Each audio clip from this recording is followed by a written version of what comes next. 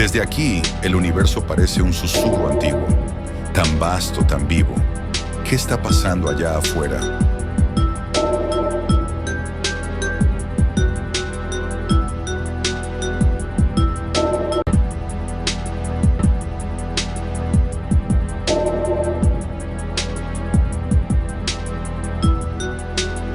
Los sistemas no paran de detectar actividad. Algo se mueve cerca de Júpiter, y es enorme.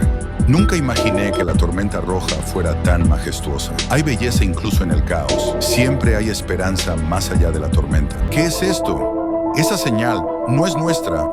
¿Quién está enviando esto? Who or what is sending the signal?